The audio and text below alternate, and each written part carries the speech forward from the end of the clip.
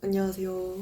진짜 오랜만이죠? 영상 찍을 때마다 오랜만이라는 말을 달고 사는 것 같아가지고 약간 죄송한데 요즘 근황을 말씀드리자면 한국 돌아와서 지금 대학교랑 일을 병행하고 있는 중이고요. 이것저것 바빴어가지고 이거 요즘 워라밸을 좀 정리를 해야겠는데? 라고 생각이 들었던 게 이가 욱신거려가지고 막 엄청 욱신거린 건 아니고 막 신경 쓰일 정도까지도 아니라가지고 뭐 월요일날 대충 치과 가야겠다 그러고 있었는데 이를 한번 건드려보고 있었거든요. 약간 그 불편한 구석이 있는 손에 피가 나는 거예요. 뭐지? 하고 이제 화장실로 가서 칫솔을 들고 부근을 이렇게 닦았는데 칫솔이 진짜 새빨갛게 나와가지고 비타민 못 먹어가지고 이제 괴혈병 걸린 사람 마냥 뭐 이렇게 피가 나더라고요. 엄청 왕창 난 건 아니고 그냥 칫솔 빨갛게 물들 딱 그 정도만.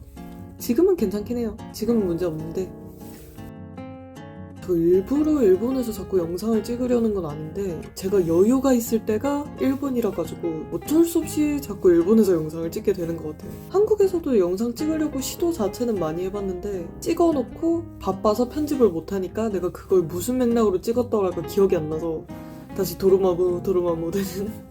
제가 25살이 이제 되었는데 시간이 진짜 빨리 간다라는 생각이 최근에 좀 많이 들더라고요. 아 이제 나도 마냥 애는 아니구나 라는 생각이 이제 드는 거죠. 이제 대학교라는 소속에서 벗어나는 나이기도 하지만 역으로 사회초년생이 되는 나이기도 하기 때문에 어떤 집단에서는 굉장히 나이가 많고 경험이 많아 보이는 그런 나이대지만 사회초년생의 집단으로 들어갔을 때는 굉장히 아직 어리숙하고 서툰 부분이 많은 그런 집단이란 말이에요. 아직 저보다 나이가 어리신 분들의 경우에는 나는 나의 앞으로 25가지 인생을 어떻게 채워갈까에 대한 고민을 할 수 있는 시간이지 않을까 생각해서 영상을 한번 틀어봤습니다. 제가 지금 25가지 오면서 후회한 것들과 후회하지 않은 것들이 있는데 추천하는 거에 대해서 얘기를 드려보자면 첫 번째로 대외 활동을 많고 또 다양하게 한 거. 제가 1학년 때부터 그냥 대외 활동을 많이 다양하게 한 편이라고 생각을 하는데 이런저런 서포터즈들도 많이 했었고 해외 봉사도 탄자니아는 비대면이지만 한번 갔었고 베트남으로 1년 다녀왔었고 학예 인턴십이라고 한 달 정도 짧게 할 수 있는 그런 인턴십도 했었고 뭐 이래저래 대외활동이나 이런 걸 많이 했었단 말이에요. 저는 학교 수업만으로는 안 되는 부분이 명확한 학과이거든요. 제가 국제개발협력학을 전공하고 있는데 학교 외에서의 경험들을 토대로 내가 할 수 있는 것과 내가 가치 있다고 생각하는 것들에 대해서 명확하게 보이기 시작하니까 그런 데에서 있어서 도움을 많이 줬던 건 대외활동이지 않았나 라고 생각이 들어서 사실 대외활동으로 현장을 좀 더 경험을 하다 보면 학교에서 배우는 이론들이 훨씬 더 재밌어지는 것도 있거든요. 본인의 학과와 관련하여 대외활동이나 서포터즈 이런 거 좀 다양하게 해보셨으면 보다 좋은 경험이지 않을까 라는 생각이 듭니다. 교환학생. 여기서 얘기하는 교환학생은 내가 굳이 잘하는 언어이지 않아도 돼요. 저 같은 경우에는 이제 최근에 6개월 정도 일본에 갔다 왔었죠. 한 달 오사카, 그 다음에 5개월 정도 사가에 다녀왔는데 일본어를 쥐뿔만큼도 못했었는데 이제 갔다 오고 나서 좀 급하게 늘린 케이스긴 한데 교환학생을 가서 제가 터닝포인트가 좀 많이 잡힌 부분이 있어요. 내가 이런 사람이라면 정말 밑에서 일해보고 싶다라는 사람도 찾은 것도 있고 이런저런 인맥들을 형성을 해서 그 인맥 형성은 꼭 일본인이 아니어도 되거든요. 한국인들이랑도 굉장히 친해진 부분도 있고 해외에서 혼자 살아보는 경험을 하면서 어느 정도의 해외살이에 대한 자신감도 생기는 부분이 있고 교환학생은 전 한 번쯤은 꼭 가보셨으면 좋겠어요.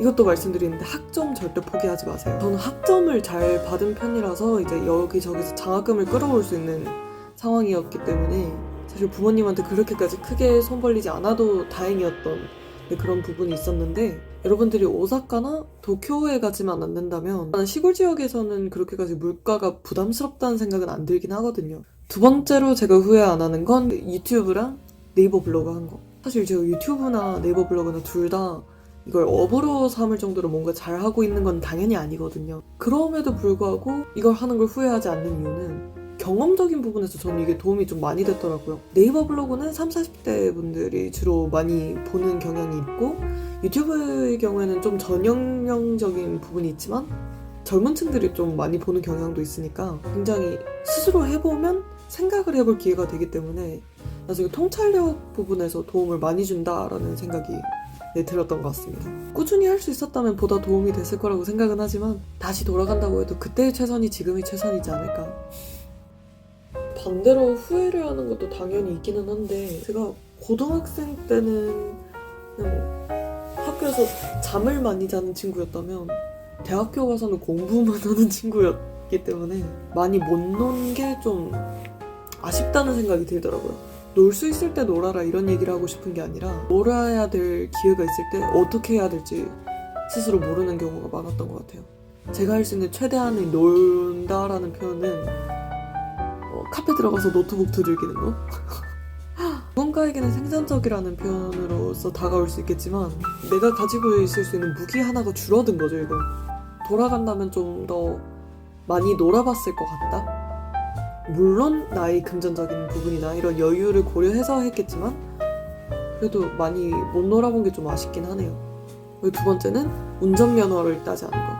제가 겁이 워낙에 많다 보니까 교통사고를 내거나 이러면 차라리 제가 뭐 벽을 밟거나 이렇게 돈적인 부분에서 뭔가를 해결해야 되는 부분이면 그거는 제가 노력을 하면 되는 부분이 있잖아요. 근데 만약에 제가 사람을 치거나 이러면 이거는 돈으로 해결할 수 없는 부분이니까 그게 무서워서 운전을 안 배웠는데 지금 시간이 지나고 이제 가치관이 바뀌게 되면서 원래 자전거도 비슷한 맥락으로 안 탔지만 최근에 배우게 되면서 아 이걸 탐으로써 인해서 상대적으로 얻을 수 있는 부분이 많구나라는 생각이 좀 들더라고요. 핸드폰이 중독될까봐 핸드폰을 안 쓰는 거랑 비슷한 맥락이에요. 뭐 선택은 개인의 자유겠지만 운전면허 정도는 따고 운전을 할지 말지에 대한 결정은 그 이후에도 늦지 않았을 텐데 내가 굳이 왜 면허를 안 땄을까라는 생각이 들었어서 전 가능하면 이른 나이에 빨리 면허를 따고 나중에 운전을 해야겠다라는 생각이 들면 학원 가서 연수를 듣거나 뭐 그렇게 했을 것 같습니다. 오늘 어떻게 보면 되게 좀 진지한 얘기를 한 것 같기도 한데 대본 없이 편하게 얘기하고 있어가지고 횡설수설한 건 아닌가 또 모르겠네요. 오늘 이야기는 여기서 마치도록 하겠고요. 꾸준히 봐주시는 분들도 감사해가지고 제가 어떻게 몸둘 바를 모르겠습니다. 어떻게 말씀을 드릴 수가 없네요. 좋은 하루 되시고 저희는 다음 영상에서 만나요. 안녕. 뿅.